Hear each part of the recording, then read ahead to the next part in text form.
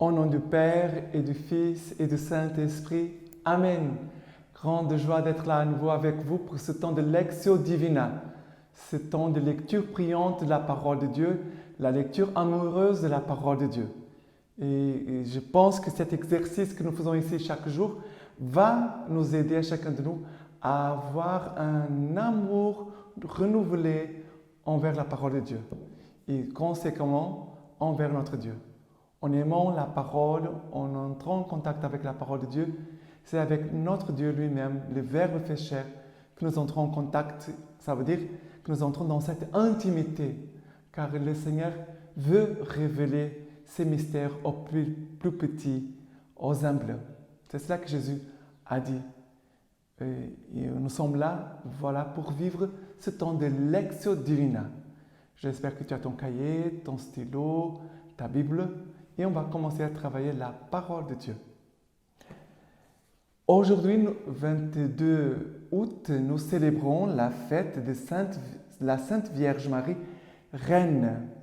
Une fête très importante aussi pour nous, de célébrer Marie, notre Reine, qui veut régner dans nos vies, non pas comme quelqu'un qui veut nous dominer, nous maîtriser, mais quelqu'un qui veut nous aider à être davantage libres et d'être vraiment des fils de Dieu.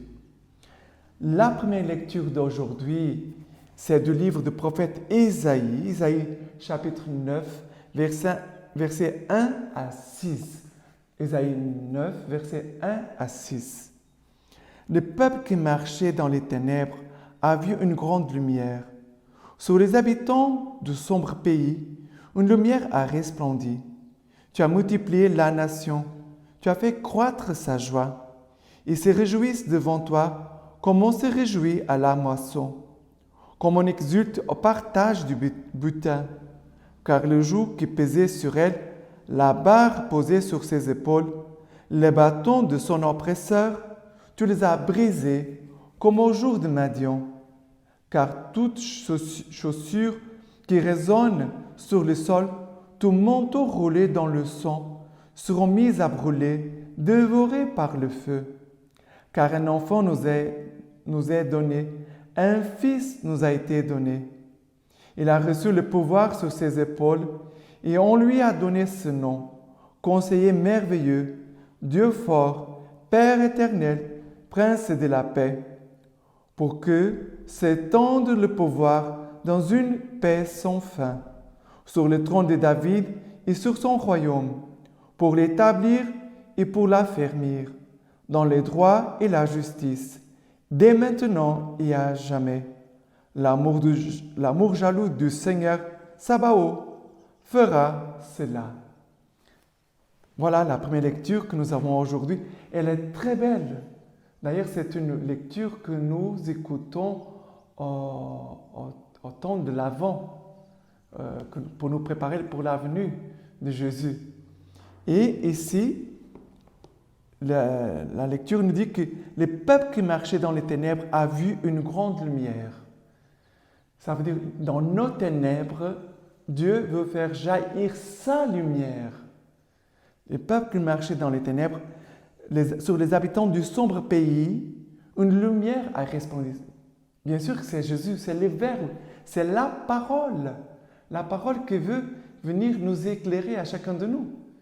Le peuple, quand on marche dans les ténèbres, le peuple qui marchait dans les ténèbres, il ne savait pas où y aller.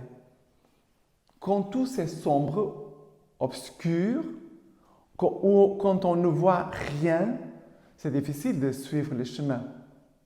Sauf si c'est un chemin que nous avons déjà l'habitude, qu'on a pris par cœur. Mais le Seigneur veut nous donner son Verbe. Jésus, la lumière du monde, qui vient pour éclairer toutes choses. Et celui qui le suit ne tombe pas. Ne tombe pas dans un trou, parce qu'il voit la lumière. Jésus a dit cela. Et après, il dit que toute chaussure qui résonne sur le sol, tout manteau roulé dans le sang, seront mis à brûler, dévorés par le feu. Le cœur de la Vierge Marie, elle brûle de l'amour de Jésus, de l'amour de Dieu, de l'amour du Verbe. Parce que le cœur de Marie, une de ses particularités, c'est qu'il garde toute la parole du Seigneur et la médite dans son cœur. Le cœur de la Vierge Marie, c'est comme ça. Elle écoute, elle garde, elle médite cette parole. Et à partir de son cœur, de la cœur de la Vierge Marie, qui est rempli aussi de l'Esprit Saint, de l'Esprit d'amour, elle veut aussi consumer en nous tout ce qui est marque de guerre. Parce que ici, c'est cela que la lecture nous dit, nous montre. Le Seigneur veut changer tout ce qui est guerre, mort, en vie, en paix. Et on entend cela au verset 6. Pour que s'étende le pouvoir dans une paix sans fin sur le trône de David et sur son royaume. La Vierge Marie veut établir le règne de son Fils Jésus dans ton cœur. Elle règne parce que c'est Jésus qui règne dans son cœur. Le roi Jésus règne dans son cœur et elle aussi veut établir le royaume de son Fils dans nos cœurs. Et c'est pour cela qu'ici, au verset 5, il nous dit « Car un enfant nous est né, un fils nous a été donné. Il a reçu le pouvoir sur ses épaules et on lui a donné ce nom. Conseiller merveilleux, Dieu fort, Père éternel, Prince de la paix. » Cet enfant qui nous vient par les mains de la Vierge Marie, et lui veut devenir pour nous conseiller merveilleux. Jésus, le Verbe du Père, la parole vivante du Père, veut être pour toi conseiller. Conseiller. C'est vrai que cette année, nous travaillons ce thème de l'accompagnement spirituel. Ça veut dire que ton accompagnateur aussi est là pour t'aider à écouter les conseils de Jésus. Il n'est pas le conseiller merveilleux, mais il veut aussi t'aider à écouter les conseils de la part du Seigneur. Dieu fort. Nous ne sommes pas forts. C'est Jésus qui est fort et qui a tout détruit, tout le mal, tous les péchés, toutes les barrières, tous les murs qui nous séparaient de Dieu et entre nous. Jésus, il est le Dieu fort qui veut faire tomber tous ces murs, tous ces obstacles, toutes ces barrières que nous avons élevées à cause de notre péché. Père éternel, c'est vrai que Jésus veut nous faire entrer dans cet amour de Père éternel. Jésus va dire, personne ne va au Père sans passer par moi. Je suis le chemin, la vérité et la vie. Personne ne va au Père sans passer par moi. Et Jésus veut toujours nous faire entrer dans notre cœur de fils, de découvrir notre filiation divine et de découvrir notre Père, Dieu, notre Père. Et aussi, Prince de la paix. Jésus est le Prince de la paix. Jésus vient dans le monde, parce que, comme je disais tout à l'heure, cette lecture parle de la naissance de Jésus, l'incarnation du Verbe. Jésus qui veut apporter la paix. Et qu'est-ce qui se passe au moment où le Verbe arrive dans notre monde? La persécution. Hérode qui va essayer de tuer les Messies et qui va tuer beaucoup, milliers d'enfants pour assurer son royaume. Voilà, comme c'est le cœur de l'homme. Pour assurer son pouvoir, il est capable de détruire tous les autres pour assurer son pouvoir. Mais la personne qui vit comme ça n'a pas la paix. Jésus est le prince de la paix. Il apporte la paix, mais les hommes aussi, par manque de conversion, par manque d'accueil de sa lumière, de sa parole, ne laissent pas la paix prendre chair en nous et habiter au milieu de nous. Et Jésus veut établir son royaume, sa justice et son droit. Il veut l'affermir pour toujours. Et la parole de Dieu à la fin de cette lecture nous dit « L'amour jaloux du Seigneur Sabaoth fera cela. » L'amour jaloux du Seigneur. L'amour jaloux du Seigneur, ce n'est pas comme notre amour, car notre amour, c'est un amour égoïste qui veut pour nous. Je veux mon bien.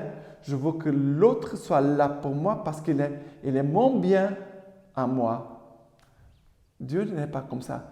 Dieu, il a un amour jaloux pour nous parce que Dieu veut notre bien. Et qu'il sait que loin de lui, nous allons nous perdre dans les idoles, des faux chemins, et que nous allons nous faire mal à nous et aux autres. L'amour jaloux de Dieu veut que nous soyons proches de lui pour qu'il puisse se donner à nous et que nous puissions le recevoir et aussi que nous puissions après le donner aux autres. Dieu ne nous aime pas d'un amour jaloux comme nous les hommes, car l'amour jaloux des hommes veut détruire pour avoir ce qu'il veut, pour la possession d'un bien. Dieu n'est pas comme ça. Dieu, c'est le contraire. Il veut tout donner. Mais Dieu veut que nous soyons à lui seuls. Que nous soyons à lui seuls.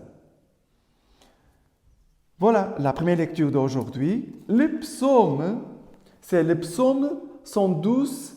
Le psaume 112. Voilà, le psaume 112. 113, 112, pardon. Le psaume 113, 112. Et nous allons lire les versets 2, 3, 4, 5 et 6, 7 et 8. Béni soit le nom du Seigneur, dès maintenant et à jamais. Du lever du soleil à son coucher, loué soit le nom du Seigneur.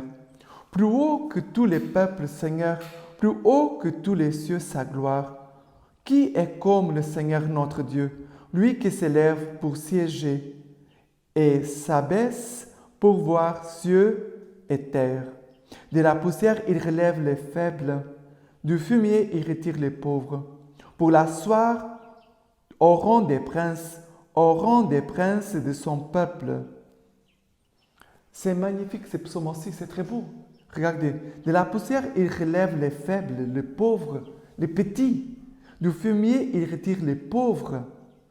Pour l'asseoir au rang des princes de son peuple. Regardez, le Seigneur, il est roi, Jésus est roi. Il veut nous élever à son rang, ça veut dire à son niveau. Il veut faire de nous des princes. Ça veut dire les faibles, les pauvres, les petits, les humiliés. Toutes ces personnes-là sont ceux pour qui Jésus est venu en premier. Jésus a un amour particulier, spécial envers les faibles, les pauvres, les petits, les humiliés, les humbles. Et Dieu veut faire de nous des princes de son peuple. Mais voyez comme le Seigneur s'abaisse pour voir les cieux et la terre. Le Seigneur se penche toujours sur nous. Il s'approche de nous. Dieu est toujours proche de nous. Dieu n'est pas un Dieu lointain, il est toujours proche. Si proche qu'il s'est fait parole pour que tu puisses la voir toujours devant tes yeux. Le Seigneur s'est fait tout proche pour qu'il puisse habiter dans ton cœur. Dans l'Eucharistie, dans la parole, le Seigneur entre en nous, veut habiter en nous, faire sa demeure en nous et nous élever comme des princes. Voilà. Et là, l'évangile d'aujourd'hui, c'est versets 26 à 38. Luc 1, versets 26 à 38. C'est le passage de l'Annonciation. Le 6e mois, l'ange Gabriel fut envoyé par Dieu dans une ville de Galilée du nom de Nazareth, à une vierge fiancée à un homme du nom de Joseph, de la maison de David. Et le nom de la vierge était Marie. Il entra et lui dit, « Réjouis-toi, comblée de grâce, le Seigneur est avec toi. » À cette parole, elle fut toute troublée et elle se demandait ce qui signifiait cette salutation. Et l'ange lui dit, « Sois sans crainte, Marie, car tu as trouvé grâce auprès de Dieu. Voici que tu concevras dans ton sein et tu enfanteras un fils et tu l'appelleras du nom de Jésus. Il sera grand et sera appelé Fils du Très-Haut. Le Seigneur Dieu lui donnera le trône de David, son père. Il régnera sur la maison de Jacob pour les siècles, et son règne n'aura pas de fin. Mais Marie dit à l'ange, « Comment sera-t-il, puisque je ne connais pas d'homme ?» L'ange lui répondit, « L'Esprit du Seigneur viendra sur toi, et la puissance du Très-Haut te prendra sous son ombre. C'est pourquoi l'être saint qui naîtra sera appelé Fils de Dieu. Et voici qu'Élisabeth, ta parente, vient elle aussi de concevoir un fils dans sa vieillesse, et elle en est à son 6e mois, elle qu'on appelait la stérile, car rien n'est impossible à Dieu. Marie dit alors, « Je suis la servante du Seigneur, qu'il m'advienne selon ta parole. » Et l'ange la quitta.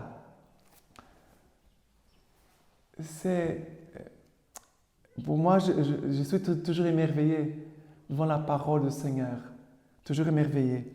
Et regardez que le Seigneur vient vers une personne concrète, ne vient pas vers n'importe qui. Dieu vient dans une ville qui s'appelle Nazareth, à une vierge qui est fiancée à un homme du nom de Joseph. Tous les détails que Dieu donne. Joseph, et le nom de la Vierge était Marie. Et après, ici, nous trouvons le nom de la personne. Dieu, il ne parle pas à une foule. Dieu ne se dirige pas, ne vient pas vers la foule.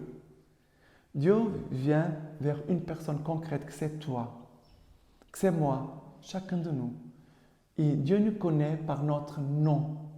Marie, Jean, Père Jean, Joseph, Emmanuel. Dieu vient vers quelqu'un en concret. Ça veut dire que Dieu entre dans notre vie concrète. Là où tu es, Dieu entre. Et ici, Dieu entre par l'ange Gabriel qui va dire la première parole, « Réjouis-toi, comblé de grâce, le Seigneur est avec toi. » Réjouis-toi.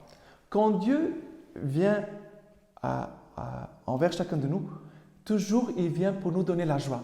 Réjouis-toi, Marie. Réjouis-toi, Père Jean. Réjouis-toi, Emmanuel. Réjouis-toi, Joseph. Toujours Dieu nous apporte une parole de joie. Il dit aussi, comblé de grâce, le Seigneur est avec toi. Ça veut dire que Marie, il n'avait pas de péché. Elle est comblée de grâce. Pour être comblée, ça veut dire qu'il n'a pas d'un espace vide. Elle est toute comblée de la grâce du Seigneur. Ici, on voit aussi Marie qui n'a pas de péché. Marie immaculée conception, conçue sans péché. Et elle est comblée. Et le Seigneur est avec toi. Et cette parole, on pourrait aussi la dire aussi pour nous. Réjouis-toi, Père Jean. Je ne peux pas dire que je suis comblé de grâce comme la Vierge Marie, mais le Seigneur vient me donner toutes ces grâces. Vient me donner toutes ces grâces. Et aussi, d'une façon concrète, Dieu veut nous donner toutes les grâces que tu as besoin, que moi j'ai besoin, par les mains de la Vierge Marie. Marie Reine veut nous donner toutes ces grâces par elle. Et tu peux te dire, le Seigneur est avec moi, le Seigneur est avec moi. Il est toujours avec nous. Et Dieu reste avec nous aussi par son verbe, par sa parole. Et après, Marie, elle est un peu troublée parce que Marie, elle comprenait ce que Dieu était en train de lui dire. Elle était surprise en fait. Troublée, ça veut dire surprise. Elle ne s'attendait pas. Et l'ange va lui dire, « Sois sans crainte, Marie, car tu as trouvé grâce auprès de Dieu. Aussi toi, n'aie pas peur, aie foi, aie confiance, n'aie pas peur. N'ayez pas peur, aie confiance, car tu as trouvé grâce auprès de Dieu. » Tu as trouvé grâce auprès de Dieu. Nous trouvons toujours grâce auprès de Dieu, tous les jours. Et cet évangile, il fallait l'écouter tous les jours. Tu as trouvé grâce auprès de Dieu. Et après, l'ange va annoncer à la Vierge Marie le projet, les plans de Dieu. Voici que tu concevras dans ton sein, tu enfanteras un fils, tu l'appelleras du nom de Jésus. Il va tout expliquer les plans de Dieu, les plans de salut de Dieu. Et après, Marie va répondre, comment cela sera-t-il, puisque je ne connais pas d'homme? Quand la Vierge Marie dit cela, elle dit, je n'ai pas eu de rapport sexuel avec un homme, je suis vierge. Et l'ange savait très bien, Dieu le savait très bien. Mais elle pose une question, non pas pour douter de la parole de Dieu, mais pour mieux répondre. Quand Marie pose des questions, c'est toujours pour mieux entrer dans le plan de Dieu, dans la volonté de Dieu. Ce n'est pas pour mettre un obstacle. Voilà, elle n'a pas connu. Parce que connaître, le mot connaître en hébreu, ça veut dire à connaître sexuellement aussi quelqu'un. Marie, elle, ici, elle est vierge. Et l'ange va lui dire, l'Esprit Saint viendra sur toi. C'est l'œuvre de Dieu, c'est l'action de l'Esprit Saint. Ma vie consacrée, ta vocation, ton mariage, n'importe quelle vocation, c'est l'œuvre de l'Esprit Saint. C'est l'œuvre de Dieu en nous. C'est l'œuvre de Dieu. On doit accueillir l'Esprit Saint et laisser l'Esprit Saint faire son œuvre en nous. Et voilà que ici, l'ange explique à la Vierge Marie comment cela va se faire. Jésus va devenir en toi, non pas par un homme, par ton fiancé Joseph, non. Il va venir de Dieu, de l'Esprit Saint directement, dans ton sein. Et l'ange va dire encore une autre parole. On pourrait méditer tout cet évangile. Car rien n'est impossible à Dieu. Car rien n'est impossible à Dieu. La naissance de Jésus, c'est un miracle. Quelques instants, il n'avait pas Jésus. Et après la réponse de Marie, voici la servante du Seigneur, qu'il m'advienne selon ta parole. À ce moment-là, l'Esprit Saint comble, enveloppe et entre dans le sein de Marie et laisse là le Verbe Jésus. Car rien n'est impossible à Dieu. Et cette parole, c'est une parole de foi pour nous. Rien n'est impossible à Dieu. Rien n'est impossible à Dieu. Même la stérilité, rien n'est impossible à Dieu. Le manque de conversion, rien n'est impossible à Dieu. Dans tout ce que tu vis, tu dois dire, rien n'est impossible à Dieu. Viens, Esprit Saint. Rien n'est impossible à Dieu. Viens, Esprit Saint. Il y a une chose très importante que souvent les gens ne remarquent pas. Et la parole de Dieu, il ange la quitta. Il ange la quitta. Ça veut dire qu'à partir de ce moment, Marie va vivre de la foi et Marie va vivre à partir des paroles que l'ange lui a adressées de la part du Seigneur. C'est cela qui va être la force de Marie pour accomplir le plan de Dieu jusqu'au bout, jusqu'à la croix. Marie, elle va tenir debout au pied de la croix parce qu'elle va se rappeler de la parole de l'ange qui dit « Et son règne n'aura pas de fin. Et son règne, il régnera sur la maison de Jacob pour les siècles des siècles. Et son règne n'aura pas de fin. Et son règne n'aura pas de fin. » Et Marie reste là, au pied de la croix, dans la foi. C'est magnifique. Et ici, c'est l'évangile de la joie. C'est l'évangile de la fécondité, de la vie, de la foi. C'est très beau, mais le Seigneur t'invite. Réjouis-toi, sois sans crainte. Et aussi la réponse de la Vierge Marie. Qu'il m'advienne selon ta parole. Que se fasse en moi selon ta parole. Voilà. Et pour finir, je voudrais vous laisser la lecture patristique d'aujourd'hui, de cette fête de la Sainte Vierge Marie Reine. C'est l'homélie de Saint Amédée de Lausanne. Et je vais vous lire quelques phrases. Considère combien il était normal que le nom de Marie ait brillé admirablement sur toute la terre et sa renommée très illustre se soit répandue en tout lieu avant que sa magnificence ne soit élevée au-dessus des cieux. Et comme elle avait été transportée de vertu en vertu, qu'elle le fut aussi de clarté en clarté par l'Esprit du Seigneur. Après, j'avance.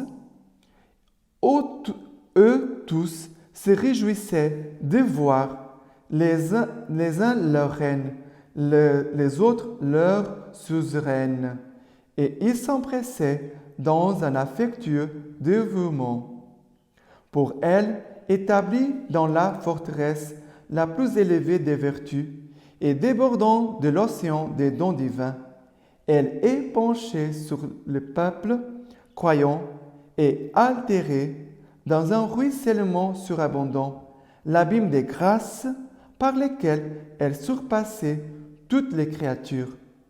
Elle procurait en effet la santé au corps et aux âmes la guérison, dans le pouvoir qu'elle avait de réveiller de la mort du corps et de l'âme. Qui jamais est parti de chez elle malade ou triste, ou sans avoir été instruit des mystères célestes? Qui donc est retourné chez lui sans être pleinement heureux d'avoir obtenu ce qu'il voulait de Marie, la mère du Seigneur? Débordante de ses biens si grands, l'épouse, mère de l'unique époux, douce et très aimée en ses délices, est comme la source des jardins spirituels et le puits des eaux vives et vivifiantes qui jaillissent en torrents du Liban divin. Aussi fait-elle couler depuis les monts Sion jusqu'à toutes les nations qui l'entourent où sont répandus au loin des fleuves de paix et des ruisseaux de grâce débordant du ciel. Voilà ce que le Seigneur veut faire aussi à travers la présence de la Vierge Marie, qui dit « jusqu'à toutes les nations qui l'entourent, où sont répandus au loin des fleuves de paix et des ruisseaux de grâce débordant du ciel. » C'est cela que la Vierge Marie fait comme notre reine et notre mère. Sainte Thérèse d'Enfant Jésus dit « Tu es plus mère que reine ». Mais elle est reine, mais elle est aussi notre mère et mère de tous les croyants. Que la Vierge Marie aussi intercède pour nous, pour tous nos besoins spirituels et pour tout ce que nous avons besoin pour notre vie concrète. Et je vais vous donner la bénédiction par l'intercession de la Vierge Marie, Reine et notre Mère. Que Dieu